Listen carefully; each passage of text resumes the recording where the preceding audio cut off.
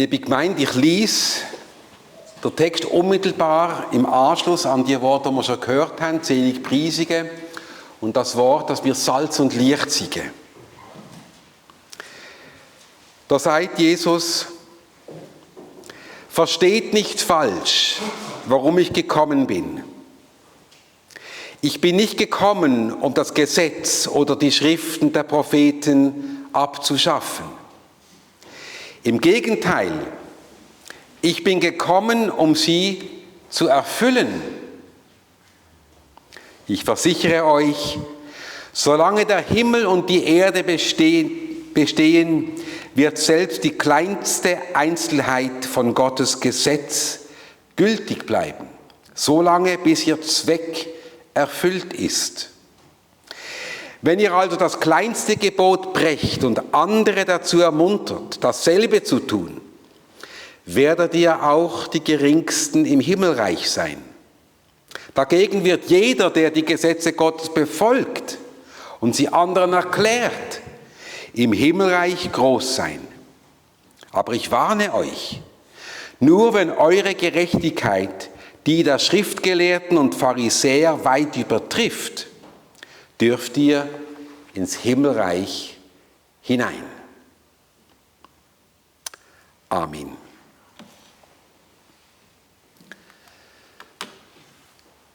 Liebe Gemeinde, haben Sie die Steuererklärung ausgefüllt und abgegeben? Das schmunzeln war.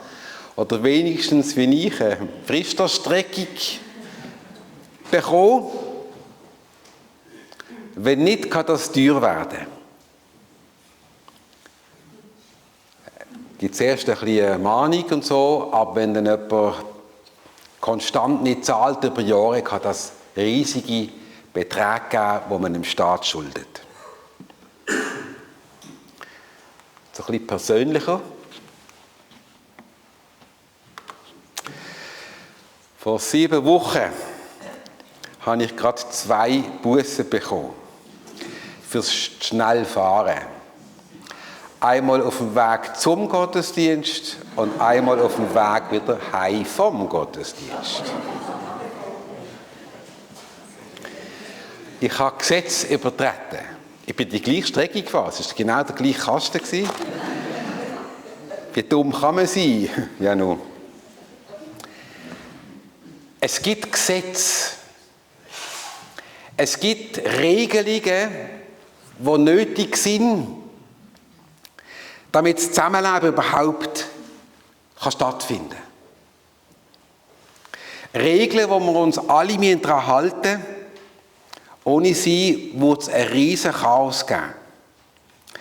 Aber haben wir die geltenden Regeln vor Augen? Das sind jetzt die Überschriften von diesen Regelwerken, die aufs 2025 neu gekommen sind.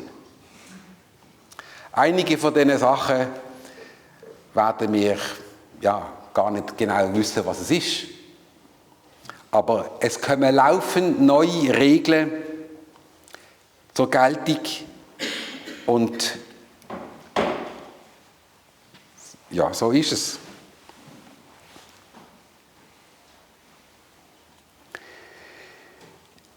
Jesus sagt in der Bergpredigt zuerst das wunderbare Wort von glücklich sind ihr oder selig sind ihr oder glückselig. Es ist noch schwierig, das griechische Wort, das dort verwendet wird, genau zu übersetzen. Und dann sagt er, ihr seid Salz von der Erde, das Licht von der Welt. Das tönt doch alles sehr schön. Aber dann, unmittelbar nachher, wir haben es jetzt gehört und auch erlebt, sagt Jesus, ich bin nicht gekommen, um das Gesetz und die Schriften der Propheten abzuschaffen. Was meint er mit dem? Ich komme darauf zurück. Auf jeden Fall scheint es so, dass Jesus da etwas richtigstellen muss. Wahrscheinlich haben einige angenommen, vielleicht gerade auch aufgrund von diesen Seligpreisungen, dass Jesus verkündet, dass jetzt das Gesetz und die Schriften der Propheten keine Gültigkeit mehr hätten. Dass es jetzt nach anderen Maßstäben weitergeht.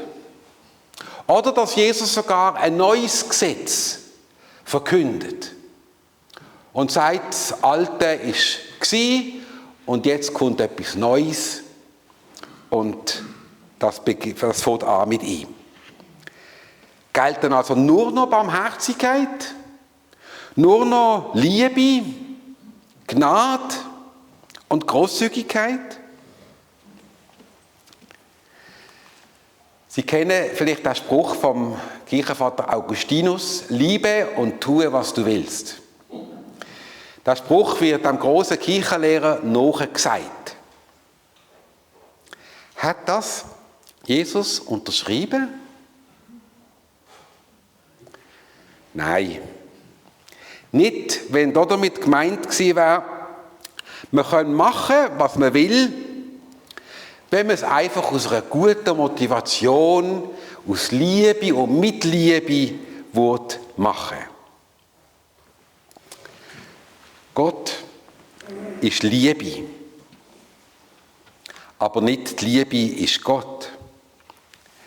In der griechischen Welt, der römischen Welt, in der Antike, sind das alle Götter und Göttinnen gewesen, die sich als Göttinnen und Götter von der Liebe präsentiert haben. Astarte, Amor, Eros, muss man manchmal wissen von Kreuzworträtsel, oder? Dort kommen die vor. Die Liebesgötter ist jetzt Gott auch eine von denen, wenn es heißt, Gott ist Liebe. Liebe und tue, was du willst. Der Augustinus hat etwas ganz anderes gemeint. Und das ist ein wichtiger Unterschied, gerade in unserer heutigen Zeit. Da hören wir überall, ja, die Hauptsache ist, es geht doch um die Liebe. Und Gott brauchen wir nicht. Das sagt man nicht, aber denkt man dazu. Hauptsache alle sind wir lieb miteinander. Aber Gott ist eben nicht nur Liebe. Und darum stimmt es nicht. Die Liebe ist nicht unser Gott. Und Gott ist noch viel mehr als die Liebe. Er ist auch heilig. Er ist auch allmächtig. Er ist allwissend. Er ist Gnade selber. Er ist Gerechtigkeit. Und vor allem die Heiligkeit von Gott ist etwas, was wir heutige Menschen nicht mehr gern hören. Wie vor dem Heiligen beugt man seine Knie. Der Spruch vom Augustinus, wie er eigentlich auch gemeint war, wie es der Augustinus auch gemeint hat, ist: Liebe Gott und tue, was du willst. Der Augustinus hat damit gesagt, und das ist ja ein riesen Unterschied, wenn die Liebe zu Gott, unsere Liebe zu Gott an erster Stelle steht, wenn nichts so wichtig ist wie unsere Beziehung zu ihm, und das ist eine Liebesbeziehung, dann kommt alles andere in unserem Leben in die rechte Bahnen. Wie sollen wir die Gesetze also verstehen? Jesus hat auch nicht das 11. Gebot, hat er auch nicht unterschrieben. Kann man es lesen hinten? Du sollst dich nicht erwischen lassen. Was hat also Jesus gemeint mit Gesetz und Schriften von den Propheten? Oder was haben die Menschen damals darunter verstanden? Die hebräische Bibel, also unser Altes Testament, wobei alt ist auch schon wieder ein letzter Ausdruck. Wir müssen eigentlich sagen, das Erste Testament, der erste Bund. Aber ich sage jetzt trotzdem, wie wir es gewohnt sind, unser Altes Testament besteht aus 3 Teilen. Aus der Torah, das sind die 5 Bücher Mose, aus den Prophetenschriften, Jesaja, Jeremia, Hesekiel und so weiter, und aus den Schriften, wie zum Beispiel Sprüche oder Psalmen.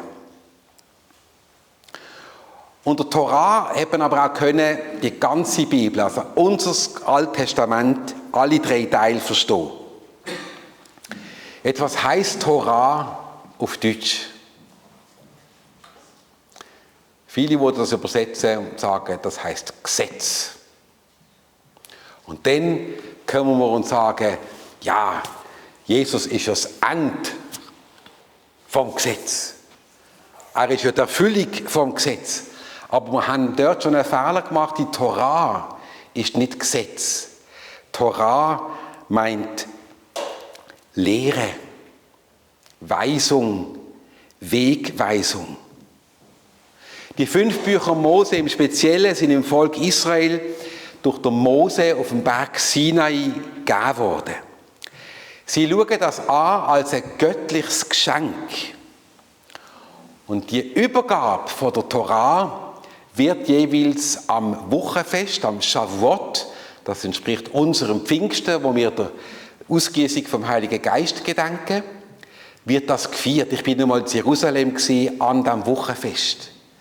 50'000 Leute vor der Klagemauer, vor der Westmauer, die sich gefreut haben, dass sie die Torah, das, was wir so abschätzig Gesetz nennen, wo sie aber sagen, das ist die Wegweisung, wo sie das feiern. In der Synagoge werden die 5 Bücher Mose innerhalb von einem Jahr, jeden Sonntag, jeden Samstag, jeden Schabbat, werden immer ein Stück wird gelesen. Und dann gibt es im Fest, vor dem Laubhüttenfest, gibt es das Fest Simchat Torah, das Torah-Freudenfest. 2023 ist das am 7. Oktober. Das Fest von Simchat Torah, das bezeichnet den Abschluss von der Lesung von diesen 5 Büchern Mose und gleichzeitig der Wiederanfang von dieser Lesung. Im Gottesdienst an Simchat Torah, am Torah-Freudefest, wird der letzte Teil von den 5 Büchern Mose und auch der erste Teil vom ersten Buch Mose gelesen. So, dass es einen Kreis gibt, Jahr für Jahr. Das Fest Simchat Torah gibt es in der heutigen Form erst seit dem Mittelalter. Es ist ein ganz fröhliches Fest. Torah-Rollen werden vorgeholt und man tanzt mit ihnen, mit diesen Torah-Rollen. In der Synagoge, da wo man das Synagoge war, wo man 7-mal um die ganze Kirche tanzen. Aber auch auf den Strassen, wir haben das gesehen. Die Strassen, wo die Leute kommen und mit diesen Torah-Rollen durch die Strassen ziehen und sich freuen. Wir haben hier einen kleinen Ausschnitt. Ja, da ist jetzt Musik dabei.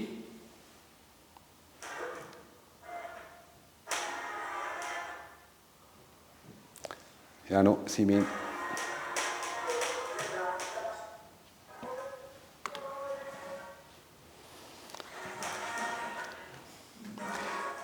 Schauen Sie die Leute an, die so Freude haben. Sehen Sie den, der mit der Torah-Rolle tanzt?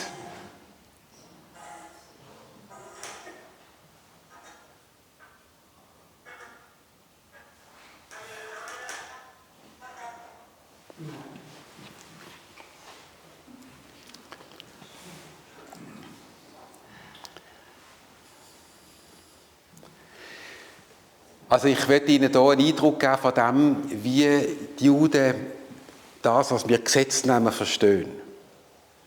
Für sie ist das keine Last. Für sie ist es nicht etwas, was ja unmöglich ist und sie bedrückt. Wir reden manchmal als Christen sehr abschätzig und sagen, ja, die Juden, die haben 613 Gebote und Verbote. Genau genommen sind es 248 Verbote. Das sind ungefähr so viele Gliedmaßen, wie wir als Mensch haben. Und 365 Gebote, das sind so viele Tage, wie ein Sonnenjahr hat. In Tat und Wahrheit ist es so, dass aus heutiger Sicht von diesen 613 Geboten noch 270 gelten, weil alle anderen haben zu tun mit dem Tempeldienst, wo ja nicht möglich ist, weil der Tempel 70 nach Christus zerstört worden ist. Wissen Sie, wie viele Gesetze wir Christen haben? Hat auch mal ein Schlaumeier nachgezählt. Im Neuen Testament. Da gibt es ja sehr viele Anweisungen, wie zum Beispiel seid gastfrei. Liebt einander, das wäre jetzt noch ein allgemeins. Es gibt ja ganz viele Anweisungen, auch die der Paulus gibt. Es sind über 1000. Wenn man das einmal ernst nehmen will. Was aber meint jetzt Jesus, wenn er sagt, er sei nicht gekommen, Gesetz und Schriften von den Propheten abzuschaffen, sondern sie zu erfüllen? Man kann doch kein Gesetz erfüllen. Man kann ein Gesetz einhalten oder man kann es übertreten. Wenn da Jesus erfüllen meint, und das griechische Wort heißt eigentlich vollständig machen, auch wo das Gesetz, das gute Wort von Gott vervollständigen, mit dem, was er tut. Er will es zur vollen Geltung bringen, ausfüllen als Messias. Es wird uns deutlich, wenn wir den nächsten Abschnitt noch von der Bergpredigt anschauen. Da heisst es jeweils, ihr wisst, dass von unseren Vorfahren gesagt worden ist, und dann tut Jesus, man nennt das wie eine Antithese, das vergleichen mit, was er jetzt daraus macht. Es ist aber nicht so, dass es eigentlich eine Antithese ist, sondern es ist wie eine Superthese. Er tut das, was man schon weiß, was sie schon gewusst haben, tut er verstärken und intensivieren. Das Beispiel hier ist, du sollst keinen Meineid schwören und du sollst halten, was du dem Herrn geschworen hast. Das ist quasi, wo im Gesetz steht, in der Tora steht. Und jetzt macht Jesus daraus, ihr sollt oder schwört überhaupt nicht. Ich habe gemeint, dass Jesus Tora auslegt und vertieft. Das hat der damaligen Praxis entsprochen. Viele haben das gemacht. Und viele Diskussionen und so sind da auch festgehalten, schriftlich festgehalten, wie man das richtig zu verstehen hat und im Alltag auszuleben hat. Es geht darum, die wahre Bedeutung und die praktische Anwendung von der Tora, von der Weisung von Gott auf die Spur zu kommen. Immer wieder ist im Raum gestanden, gibt es eine Kurzfassung von allen Geboten. Wir können ja die Gebote nicht alle im Einzelnen und ja, so peinlich genau halten, da ist ja die Gefahr groß, dass wir das dann doch verpassen. Gibt es etwas, wo wir uns können wie daran halten und dann sind wir auf dem rechten Weg. Dazu eine Geschichte. Der Rabbi Hillel, ein ganz grosser jüdischer Lehrer, der ungefähr auch zur Zeit von Jesus gelebt hat, ist einmal von einem Nicht-Jud gefragt worden. Der Nicht-Jud hat gesagt, Rabbi Hillel, ich würde gern Jud werden, aber unter einer Bedingung. Du musst mir die ganze Tora lehren, währenddem ich auf einem Bein stand. Wenn du das nicht schaffst, werde ich nicht Jud. Und der Rabbi Hillel hat einen Moment überlegt und hat gesagt, also gut, ich mache das. Dann ist der Mann angestanden, auf einen Fuß, und der Hillel hat ihn belehrt und hat gesagt, was du nicht möchtest, dass jemand dir antue, das tue auch du keinem anderen an. Das ist das Judentum, der Rest ist Kommentar und jetzt gehe hin und lerne.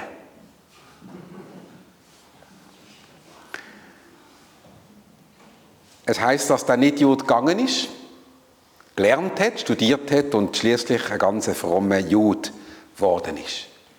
Das Bild hier, das ist von der Menorah, von der Knesset in Jerusalem, wo man hier also auf der rechten Seite Seht, wie er sein Bein aufhebt, dass er nur auf einem Bein steht. Und links von ihm der Rabbi Hillel, wo ihm der berühmte Satz sagt. Der Rabbi Hillel hat seinen Satz, den er hier sagt, nicht selber erfunden. Er hat hier das Buch Tobit zitiert, Kapitel 4, Vers 15. Ein Buch, das zu den Sportschriften vom Alten Testament gehört. Aber wie ist jetzt das? Wir kennen ja die Regeln auch. Nur einfach umformuliert. Wir finden sie im letzten Teil der Bergpredigt, wo der Rabbi Jesus sagt, alles, was ihr also von anderen erwartet, das tut auch ihnen. Darin besteht das Gesetz und die Propheten. Dann hier noch schön auf Latinisch, quod tibi hoc alter, also dass man das gut merken kann, wenn man Latinisch könnte.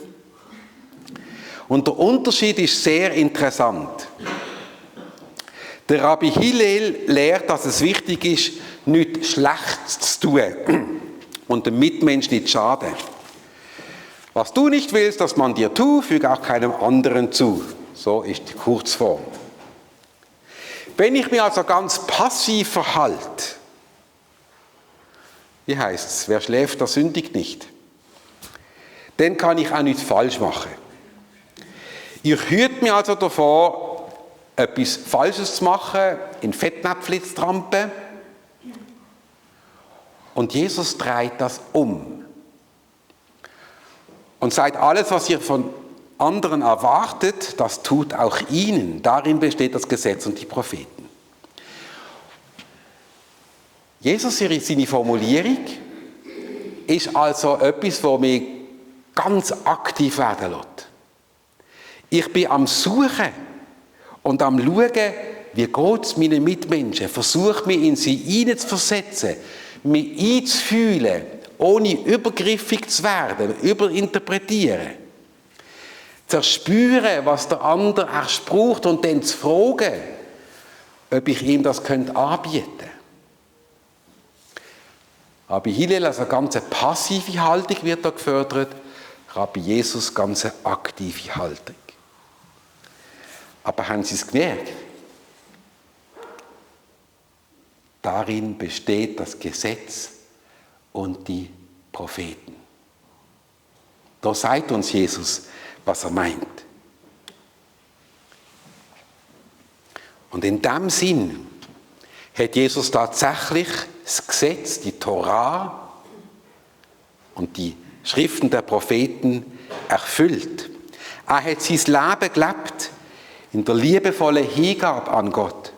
Ein Leben, wie er es gelebt hat, ist eigentlich auch unsere Berufung. Und durch die Haltung von dem Gesetz können wir unser eigenes Heil nicht bewirken.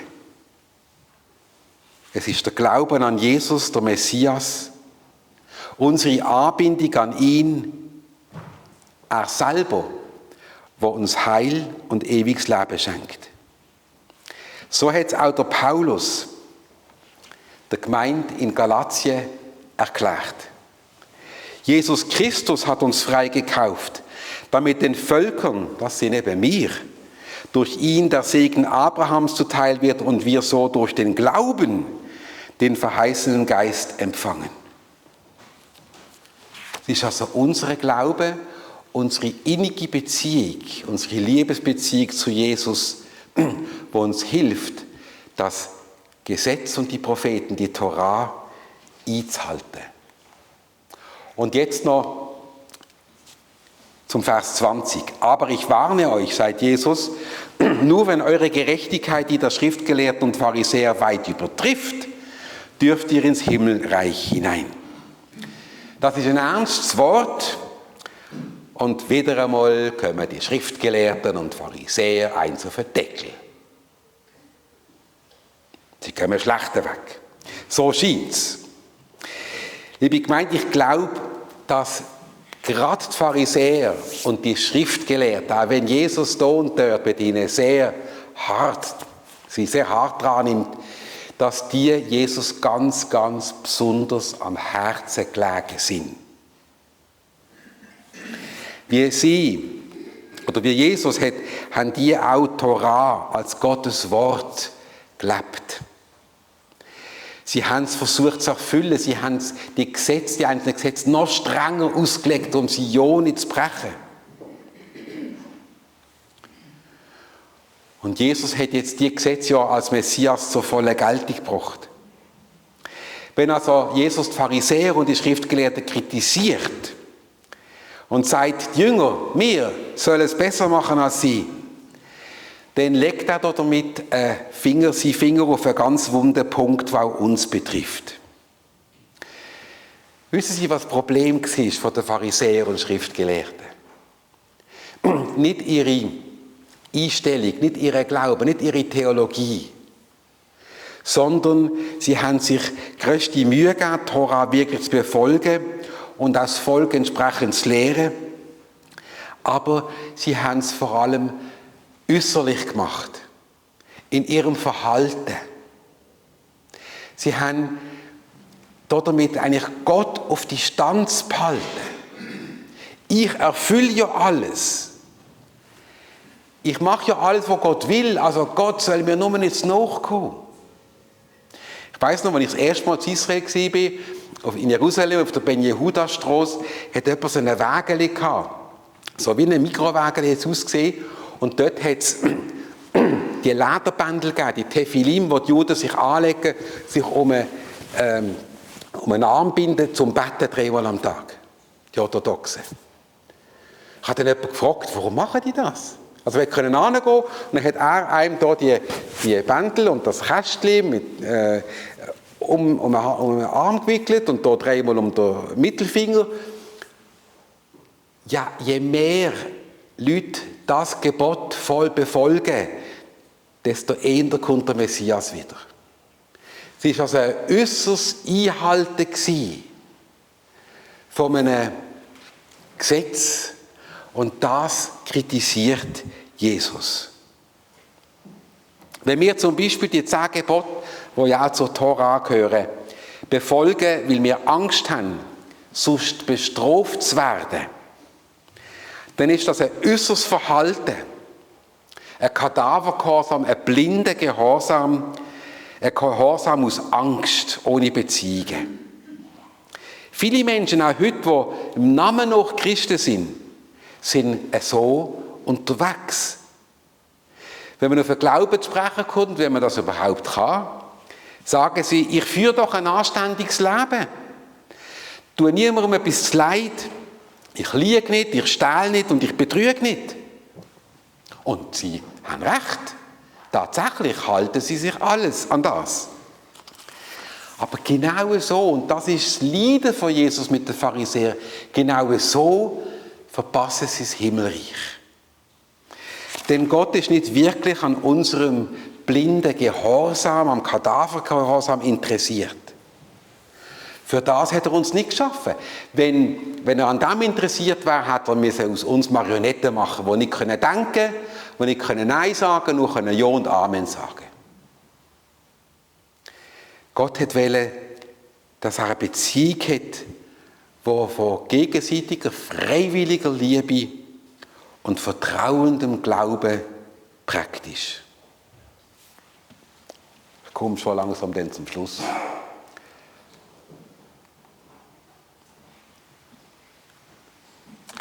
Ein Gesetzeslehrer ist zu Jesus gekommen und hat ihn gefragt, Rabbi, was ist das wichtigste Gebot von allen? Jesus erwiderte, das Wichtigste ist, höre Israel, der Herr unser Gott ist der alleinige Herr und du sollst den Herrn, deinen Gott, von ganzem Herzen lieben, mit deiner ganzen Seele, deinem ganzen Verstand und mit deiner ganzen Kraft. An zweiter Stelle steht, liebe deinen Nächsten wie dich selbst. Kein anderes Gebot ist wichtiger als diese beiden. Liebe Gemeinde, beachten wir kennen das, oder? Ja, Gott lieben und den Nächsten lieben. Schauen wir aber, was Jesus zuerst sagt. Höre Israel, der Herr unser Gott ist der alleinige Herr. Wort, wo man einem Buschi, wenn es auf die Welt kommt, als ersten Satz ins Ohr flüstert. Das sind die Worte, wo ein Jude auf dem Sterbebett als letzte Wort sagt. Auch bei dem Massaker, Simchat Torah 23, haben das ganz viele als letztes Wort gesagt. Warum ist das wichtig? Es geht zuallererst um Gott. Unser Gott ist der alleinige Herr.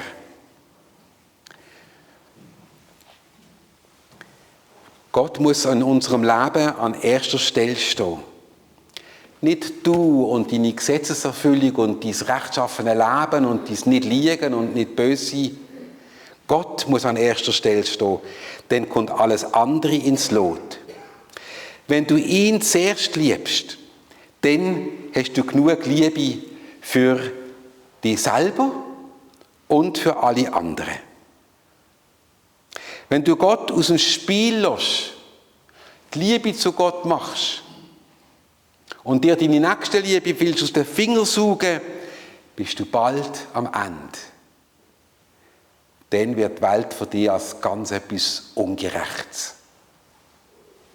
An deinem Inneren hat Gott das grösste Interesse, an der inneren Gemeinschaft mit dir, wenn du in seinem Wort liest und ihm antwortest im Gebet.